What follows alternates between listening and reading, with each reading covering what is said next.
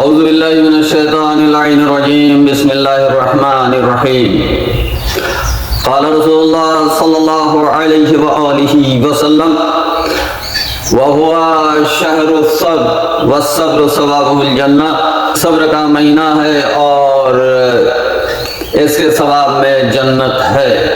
پھر نبی صلی اللہ علیہ وآلہ وسلم فرماتے ہیں آسمان کے دروازے پہلے رمضان سے کھل جاتے ہیں اور رمضان کی آخری شب تک بند نہیں ہوتے۔